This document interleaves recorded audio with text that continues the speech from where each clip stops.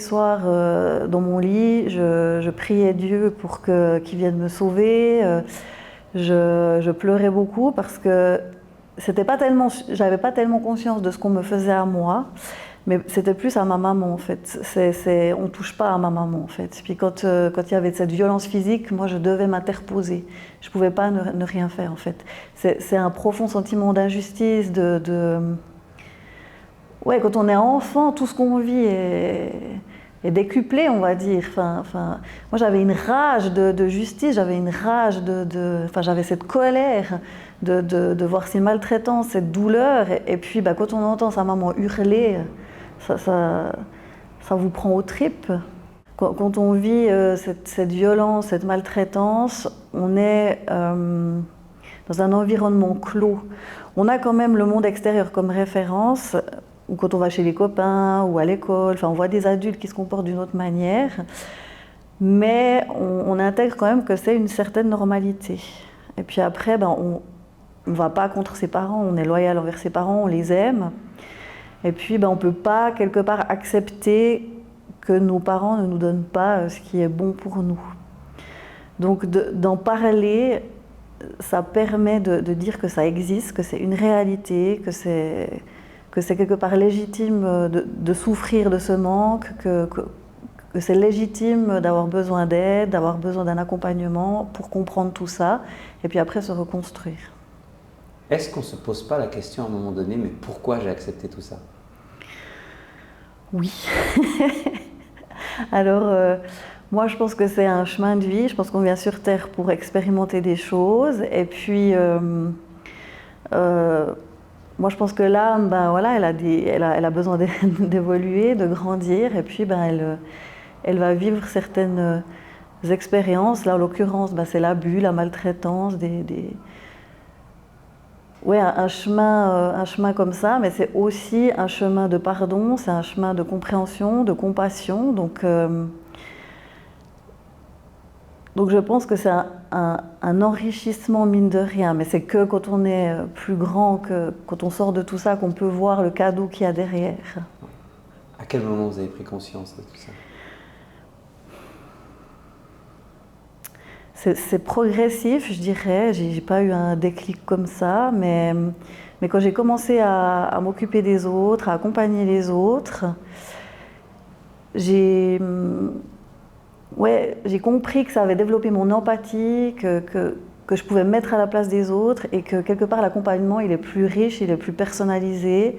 C'est vraiment de comprendre ce que la personne vit au fond d'elle et puis pouvoir l'amener vraiment sur son chemin. Enfin, c'est du sur-mesure, on va dire. Et si on n'a pas cette sensibilité-là, peut-être qu'il manque quelque chose.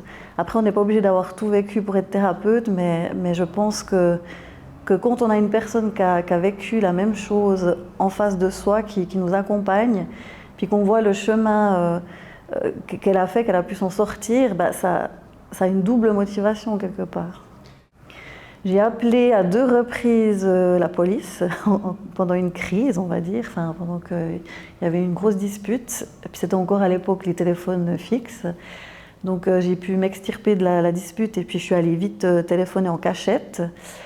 Et quand les policiers sont arrivés, ils ont dit de suite, c'est mon père qui a ouvert la porte, et puis ils ont dit de suite, voilà, c'est votre fille qui a appelé, oui, je reconnais sa voix, c'est elle. Puis, moi j'étais en danger, donc je me suis dit, mais mon Dieu, qu'est-ce qui va m'arriver? Ils n'ont pas gardé du tout la confidentialité. Bon, j'ai eu la chance que mon père ne croit pas... ne l'y croit pas, ne pense pas que je puisse appeler la police, que je puisse pas le trahir, que je puisse pas le dénoncer. Et puis, déjà là, c'est la trahison de la police qui doit nous protéger, qui doit nous accompagner, qui doit nous sauver. Et voilà, donc après, ils sont juste venus, ça a calmé les choses comme d'habitude, puis après ils sont repartis. Et puis il y a eu une seconde fois aussi, ça a calmé le jeu, mais voilà, je dirais que tout le monde savait, mais personne ne faisait rien. Donc en l'occurrence, quand vous vous dites que personne ne fait rien, vous dites qu'on peut vivre avec, quoi. Donc pourquoi demander de l'aide quelque part? Aujourd'hui, vous avez du recul par rapport à ça. Oui. Si des jeunes filles ou des jeunes hommes vivent ce que vous êtes en train de vivre, vous leur diriez quoi? Moi, je dirais vraiment de s'approcher d'un adulte de confiance, que ce soit un enseignant, que ce soit un médecin, que ce soit un ami, que ce soit ou le parent d'un ami, ou vraiment une personne responsable, et puis de dire, vraiment de dire ce qu'on vit à la maison. Parce qu'on n'a des fois pas de point de référence, donc on ne sait pas si c'est sain, si c'est malsain, si c'est partout comme ça. Donc, mais on sent quand même à l'intérieur de soi qu'il y a quelque chose qui ne va pas, qu'on est en insécurité ou que c'est malsain. Donc vraiment de ne pas hésiter à aller chercher cette validation. Le ressenti, il est très important, donc on sait tout au fond qu'il y a quelque chose qui ne va pas. Donc il faut vraiment, il faut oser. Oui, ça bousille une vie, mais après on se reconstruit derrière, donc on va s'enrichir. Mais il faut en faire quelque chose, parce que si on n'en fait rien, oui, alors on reste enfermé dedans, puis là c'est dur. Vous avez pardonné à votre papa?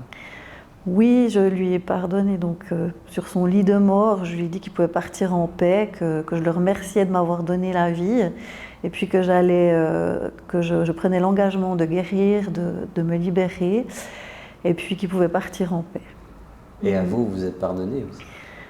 Je suis en chemin, on va dire. Ouais, ça va de mieux en mieux, on peut dire. Maintenant, je m'aime. Je fais ma vie, je prends confiance, j'ose, je vis mes rêves et puis j'essaie de ne pas me mettre de limites.